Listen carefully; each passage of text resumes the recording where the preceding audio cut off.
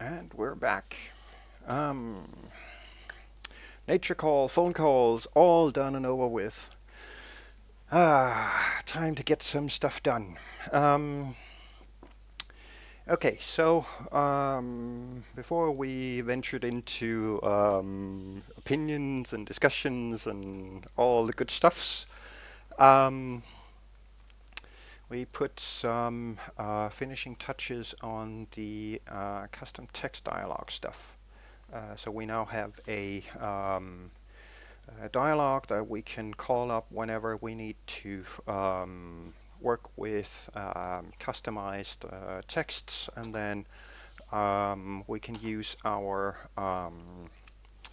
whatchamacallit, chat converter object to convert it into the proper format that's needed, depending whether we need to put it as an MOTD or for the config files or whatever kind of output we need.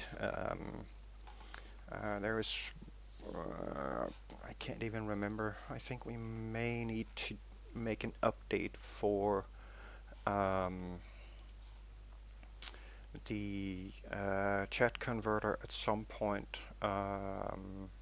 Yes, we do, because when we write this to the server properties file, the section symbol needs to be replaced with the proper Unicode escape sequence that's required by the server itself and the game client. So that's something that has to be done as we are writing that information to the server properties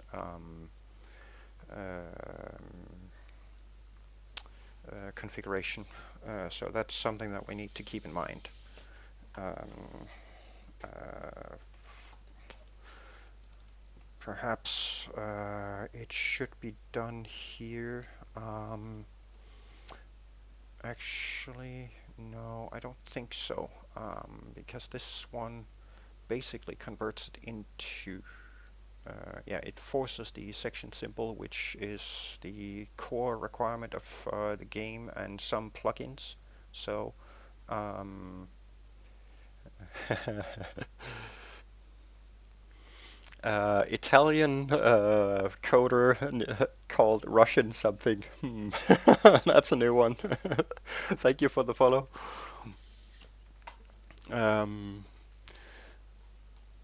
well, I'm kind of partial to simply doing the replacement when we write it to the server properties file itself. So it's something that we can fix when we get to that part. At the moment, though, I'm kind of partial to um, uh, doing some UI change considerations because as we're adding more and more features, it, in my opinion, gets more and more messy, I guess. Um, Getting at the right settings and such. Personally, I don't particularly like having to go through 15 levels of dialogues to get to a particular setting. I would prefer it if I could keep the number of active windows to a bare minimum. So I guess if we really wanted to, and we're up for doing a ton of UI customization stuff, we could probably do all of it in just the main window. Um, but it also becomes a pretty messy project doing things that way. So I'm not quite sure whether I want to do that. For the custom chat messages or warning messages that will go into the game chat before, say, a service restart or maintenance shutdown for backup, I'm kind of split between where to put those customized messages. On one hand, I kind of want to put them in with the schedule stuff. On the other hand, I don't really want to do that because this deals with schedules. It doesn't exactly deal with configured messages and whether they should be shown or not. And I'm also considering what kind of warning amount I want to put in, I guess. Should it be something like 10 minutes before, 5 minutes before, 1 minute before, 30 seconds, 10 seconds counting down, mass kicking and then shutting down the server, or should it just be, I don't know, 1 minute before shutdown? It kind of need to figure out exactly what kind of warning level I want to put in there. And I'm actually debating whether I should do a whole separate section for those and basically set it up to um, um, have all of the above listed, and then simply just a couple of checkboxes letting us choose which ones we want in there, and then let put in some customization of those individual messages. Maybe provide some template messages, I guess. Um, don't know. I may have to go through spending a little bit of extra time re-evaluating the entire UI setup, and then figuring out where I want to go from there. Unless somebody has a suggestion. Um, Hello there, Savans. Welcome to the channel. So there are a couple of considerations that need to be made in terms of the entire UI setup. That's for sure. Um, I'm also debating whether I should split this into two projects where the main functionality of it is turned into a Windows service, and the UI part of it is turned into basically a networked client that connects to this service to communicate with the server, Minecraft servers running information back and forth, configuration and such. Basically turning the UI into a dumb client, I guess. Which would open up for the option to have the actual launch manager thing run on my server box, and have the UI client running on my desktop development machine. And then simply just use my LAN to connect to it and control the running of the servers. I don't know. Um, I think I might just leave it as in the current setup. Yeah, I'll just leave it as is, I guess. Yeah, this entire thing, if I'm not particularly fond of this thing. The schedules configuration stuff, yeah, I definitely want to do a revamp of that. And speaking of schedule, come to think of it, actually, the entire schedule manager and schedule profile stuff, I'll need to do some revamping of that as well, because if we want to do those warning messages and do a countdown before restarting or shutting down, then the current schedule system needs to be basically rewritten so it can support schedules going up at specific second intervals, so it can correctly basically do the shutdown countdown in chat, I guess. On the other hand, experience has told me that the Minecraft server is not particularly adept at accepting too many things going on at the same time and at too fast a pace. So for some situations, it might not be a good idea to do, say, a 10-second countdown in chat, simply because, well, it's Java after all, and it is a little bit heavy, I guess. So might not want to do the actual second countdown, but at least 1 minute before shutdown or restart, that's a definite must to properly warn the players that we're about to drop out for a bit. But we may have to revamp some of the schedule stuff.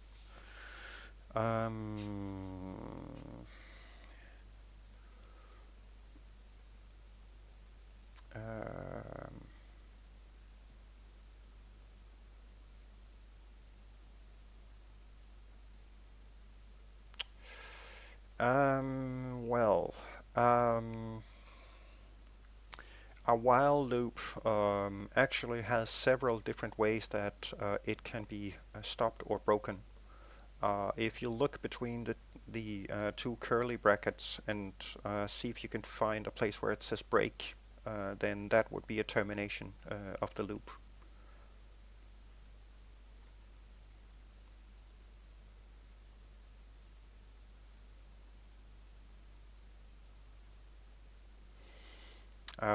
There have been a lot of changes made to JavaScript as of late. I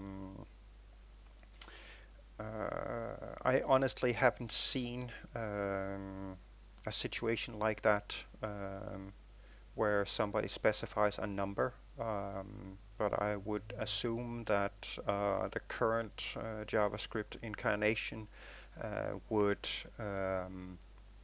possibly accept that as a true. So it could be that it's interpreting it as if it said while true, do this code. Alternatively, some kind of counts setup stuff. I'm not sure. Sure.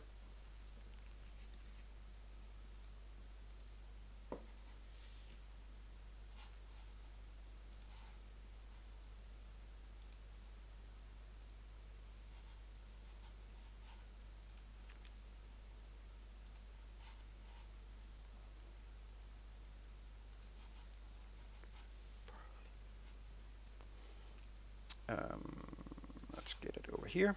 Okay, so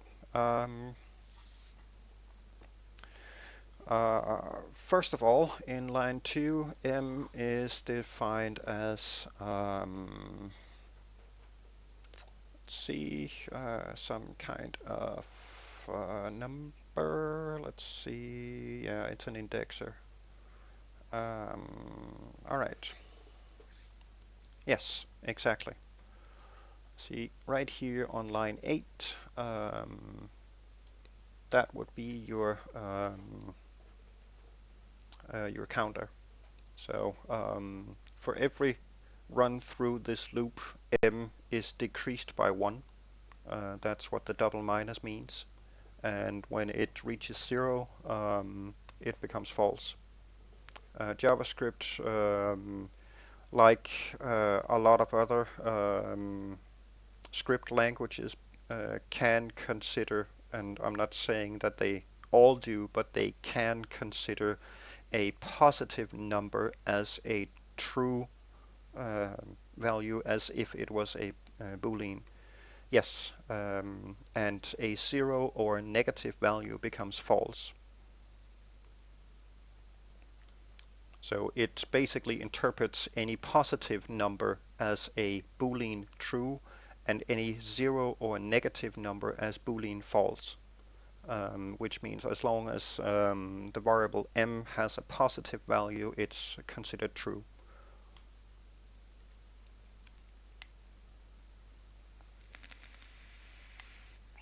You're welcome.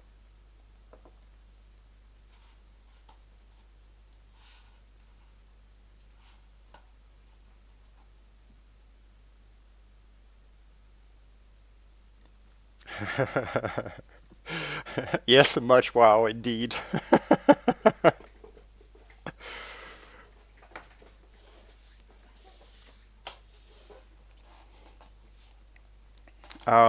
There are different instances, by the way, of how you basically assign your incrementers and decrementers when doing counters and loops and stuff, um, depending when you want the variable to be updated. You can apply the double minus or the double plus to either the left or the right side, depending when you want the counter variable to be updated in terms of uh, storing the new value in the variable versus the current run through of the loop. Typically, you would place the double minus or the double plus on the right-hand side of the variable, which means it gets updated at the beginning of the code, whereas if you place it to the left of the variable, it gets updated at the end of the code, if memory serves. I have yet to find any particular instance where that is of any particular use, because for the most part, when you do counters, the counter as such is less important than the actual number of times the code within the loop is executed. So, but there are instances, I know, I'm aware.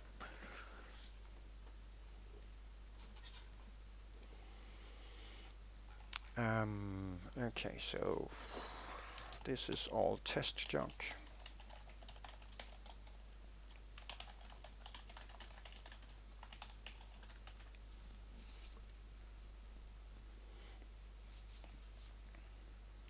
Um, well, basically, the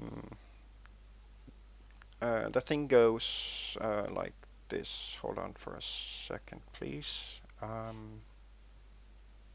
I don't have a junk container. Okay, so let's grab this as an example. There's a little uh,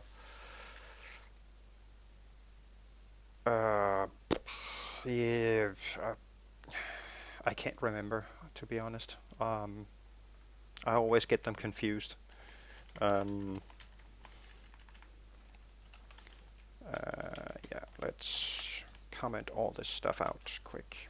Okay, so Savant, basically what it does is if you have a variable here, some number equals, let's say we start with 12. Um, basically what that while loop set up like this does. In C# it won't evaluate correctly because it does need a statement, but in JavaScript it is allowed because it is a script language, so it is more relaxed. Hello there, Suzak.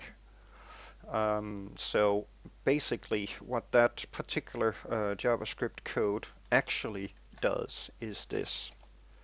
While some number is greater than 0, this is what it in reality does. And since you have the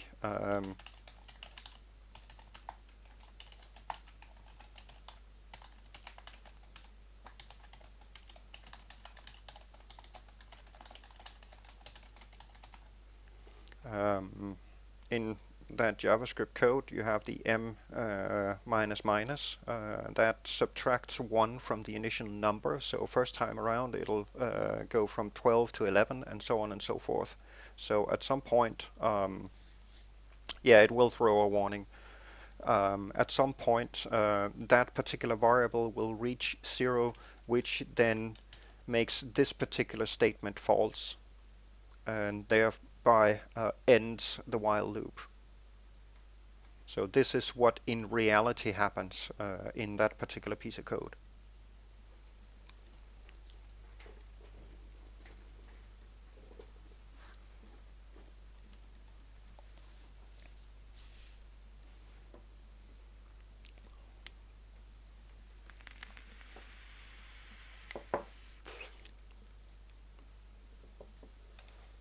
Yo, who drank all my coffee?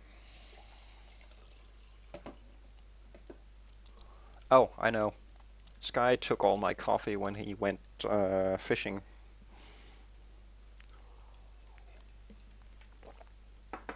That's why my coffee is missing. Okay, so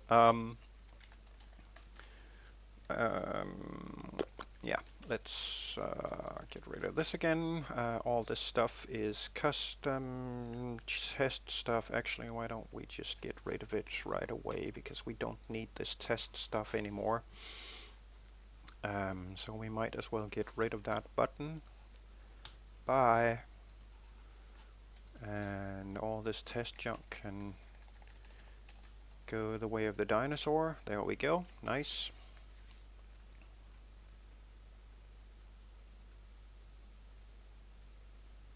Exactly.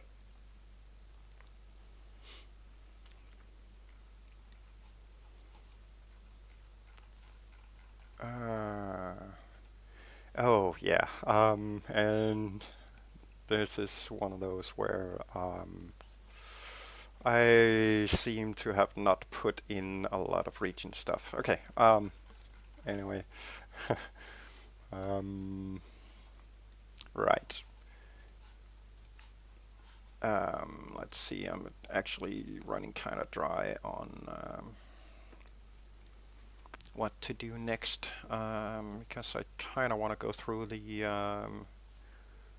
UI stuff.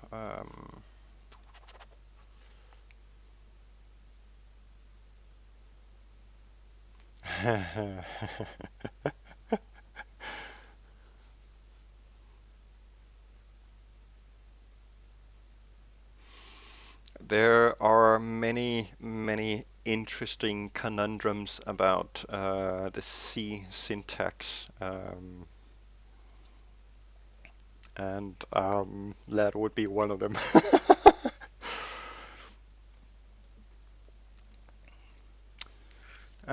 Okay. See, I'm kind of toying with the idea of basically grabbing this server profile dialog and merging it with this one, so they become one window but build up some kind of tab system instead. So we can keep all of that configuration in a single dialog or a single window instead of having it across multiple, because when we come to the point of wanting to customize the message of the day for the server properties, which will have to allow for basically 2 lines of text. That's probably a situation where we will end up having, if we keep this, a third dialog on top of that, which basically means 4 windows stacked on top of each other, which kind of stinks, I guess. Well, it's not something that I personally like too much. So that's one thing about the UI that I'm kind of intent on changing at some point. But that'll most likely be a full session doing that, if not more. The other situation is part of the schedule stuff, but if we end up migrating all of the setting stuff, then the schedule um, setup could get a tab of its own, so all of the individual server profile configuration stuff goes in there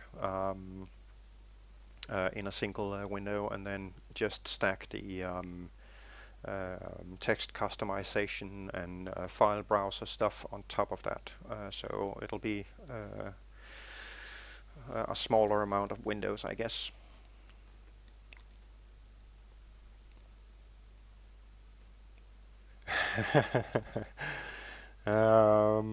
Well, hello world is always harmful to anybody's mental state of mind, I guess. Oh yeah. Oh, Lisp. Eek. Um, uh, that's like I don't know, licking a rod of uranium or something.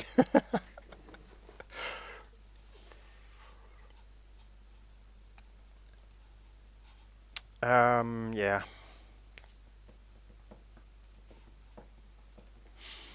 would definitely like to redo the UI. It's kind of grown a little bit out of hand, I guess. But that's just part of the stuff that happens during a project like this. So I guess we'll just have to accept the fact that the UI has grown a little bit out of hand and that it needs an update. Um, at one point, I was actually considering, hence why I've got all this extra stuff here. Um, I was actually considering doing something along the lines of what the game looks like, but have it as part of the launcher's normal UI. So basically replace a lot of the standard Windows stuff with at least some of it. Make it look a little more like the game client. But I'm also kind of concerned that at least part of it will be pretty much a nightmare handling in terms of text boxes, for example, that need some kind of input are a nightmare to build and get working correctly and do all the cursor hooks and all the other stuff that has to be done to properly simulate a text box with input and focus and all that stuff. So might not want to do that.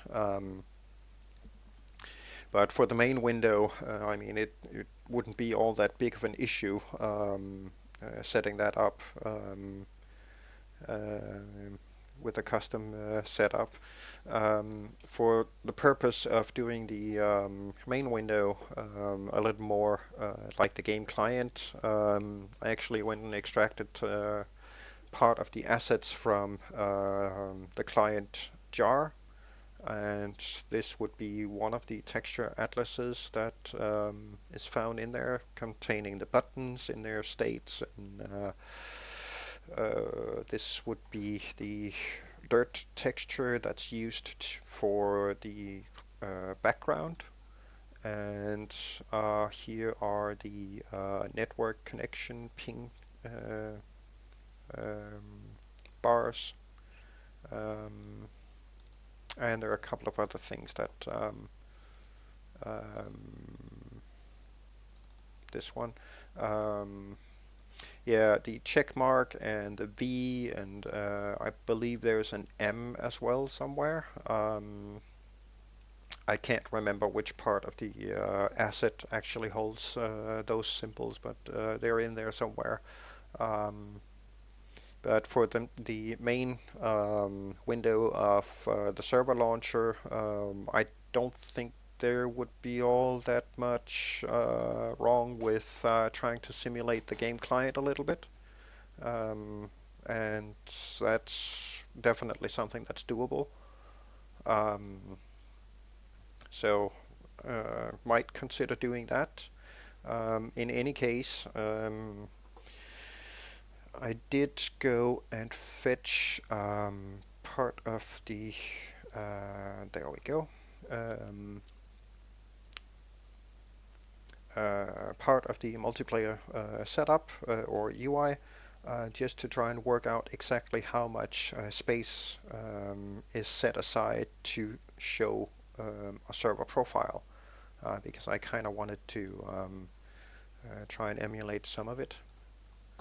Um, so if we have a look at this quick, I basically tried to emulate that. Since we now have the custom rendering stuff, we could potentially change this custom UI to look more like the game client, and render using the vanilla font, or the Minecraft font, which would then include the ability to show the MOTD rendered correctly as the game client would show them, and then perhaps make some changes to the status icons, make them more pixelated, like in this zoomed view. Perhaps use the actual game client buttons and then do some magic there. Uh, it's, I don't know, it's something I've been thinking about doing, but I definitely need to go through the entire layout here at some point and come up with a better battle plan on how to deal with the entire UI setup stuff, and see if we can come up with something that looks a little nicer. So I'll see if I can get some of that done tomorrow, and then perhaps have a solid battle plan for the stream on Friday. Um, so yeah, I think I'm gonna do that.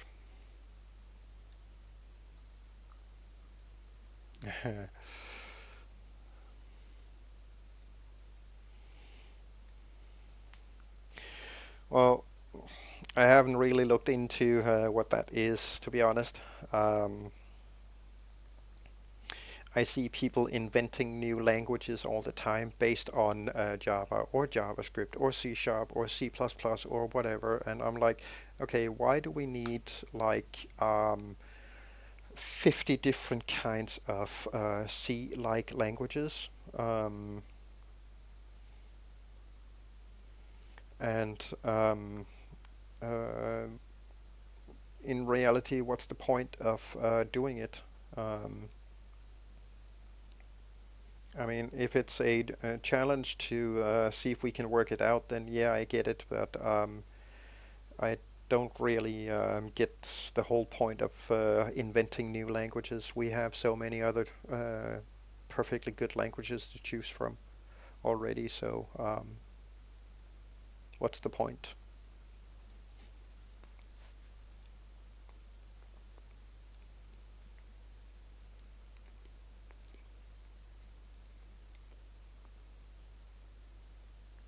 Okay, I'll stay away from brainfuck then. I value my sanity very much. Not that I've got a lot of it left, but what little I do have left, I do value. Uh-huh. Somebody probably chose that name wisely, I guess.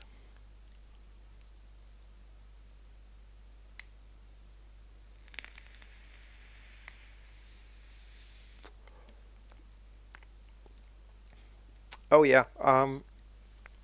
If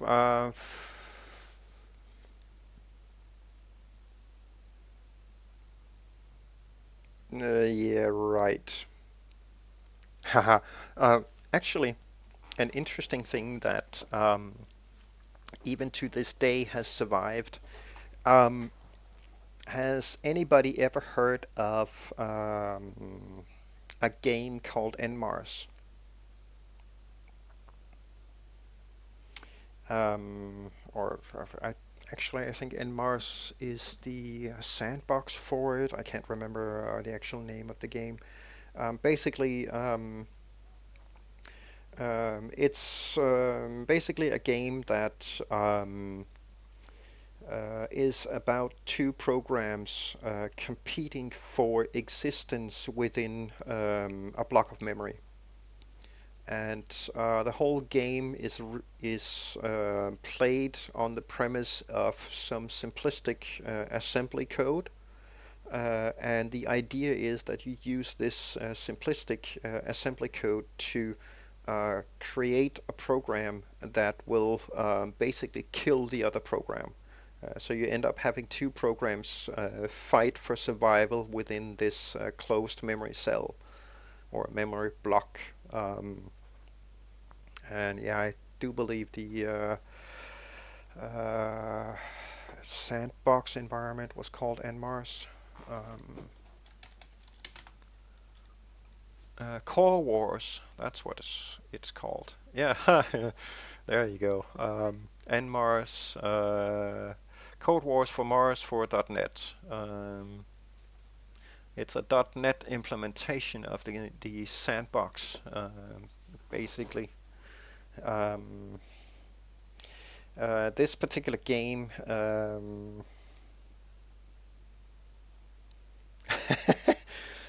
this particular game is actually older than. Let's see, it's as old as Windows 3.0,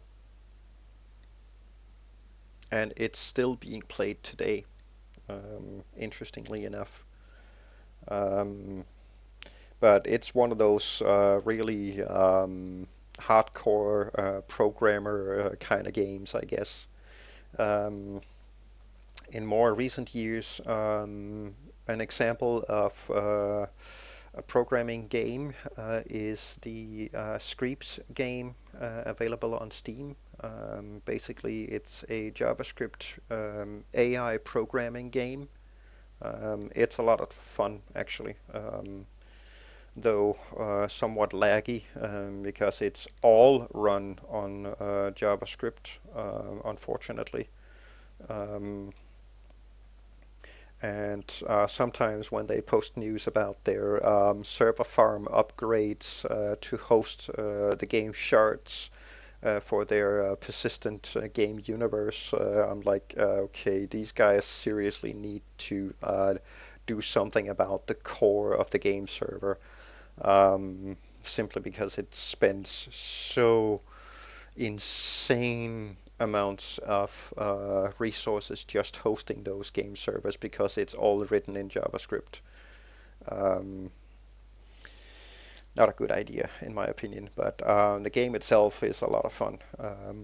Basically, you're given units, dumb units, and an API, and then it's your task to basically create the game AI that turns these dumb units into functional harvesting units and constructor bots and combat bots and defense bots and whatnot.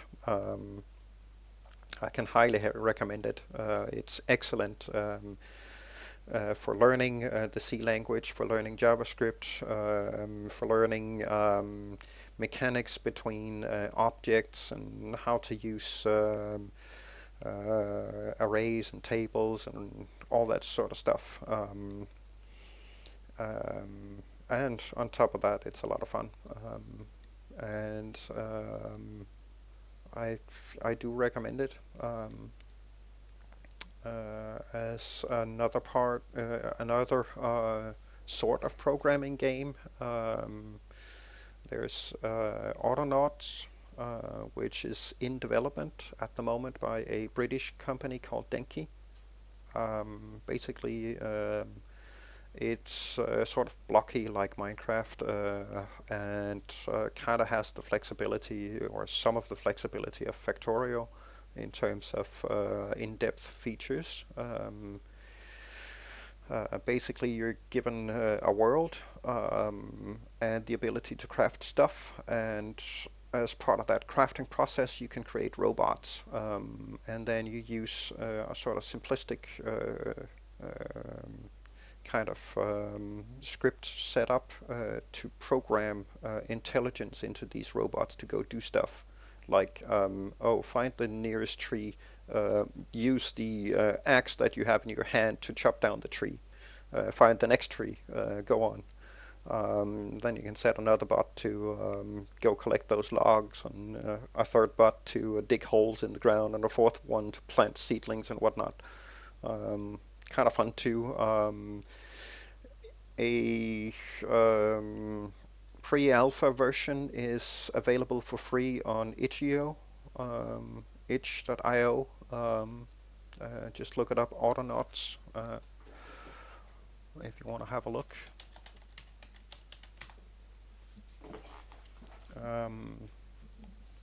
They are currently in a release freeze, I guess, while they are working up a ton of new content and features on the game. It, it's one of those, it has great potential, and even in its current pre-alpha state that's available on itch.io, it is a ton of fun to play if you want to waste some time on a game at some point.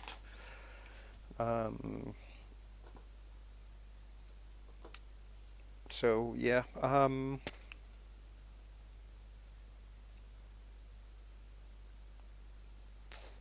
anyways, I'm kind of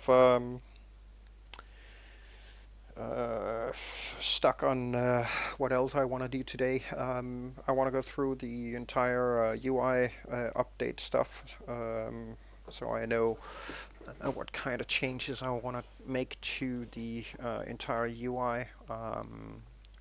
So I'll see if I can get that done tomorrow, so it'll be ready for the stream on Friday.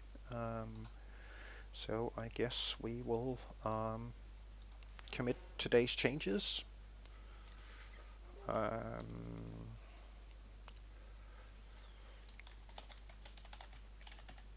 Finishing touches on the custom text dialog. Plus a few bug fixes. Yeah. Boom. And we'll see how much this affects. It shouldn't affect much. There we go.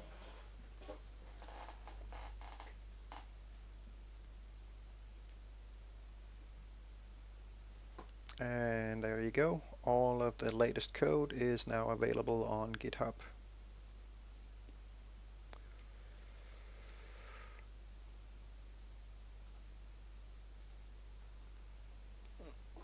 Well, thanks, and same to you, Oos.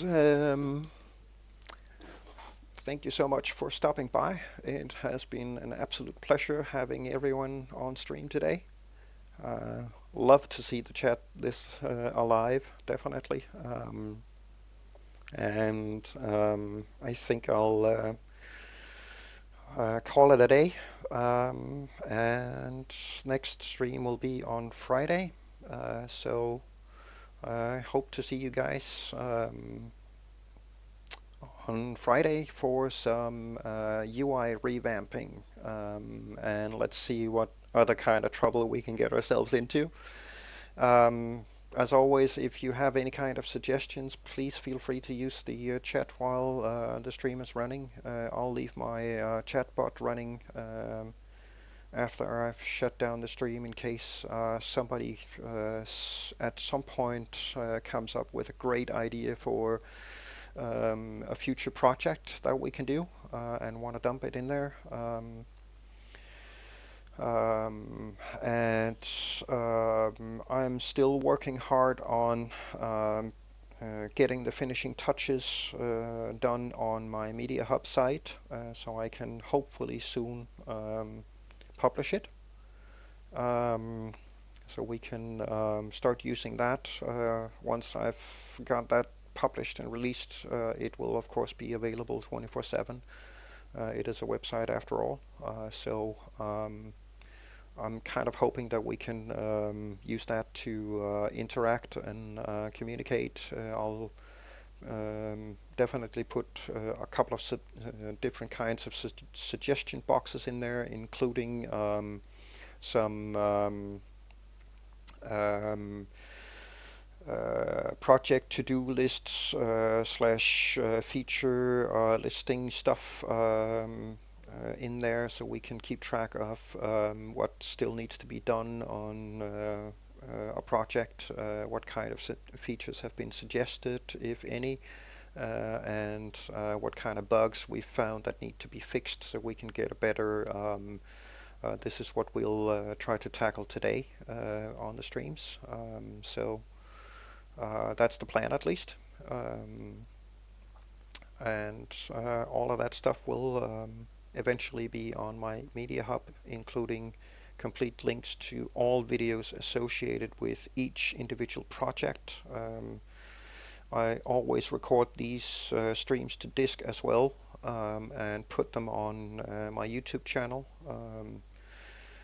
To begin with, it was primarily for the sake of having a backup of them in case I lost the videos for some reason.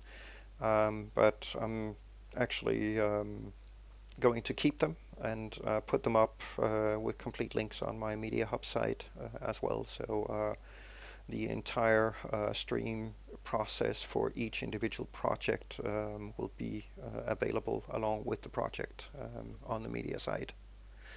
Anyways, thank you all so much for stopping by today, and thank you so much for all the life in chat. It has been absolutely great, and I hope to see you all on Friday. Have a great evening.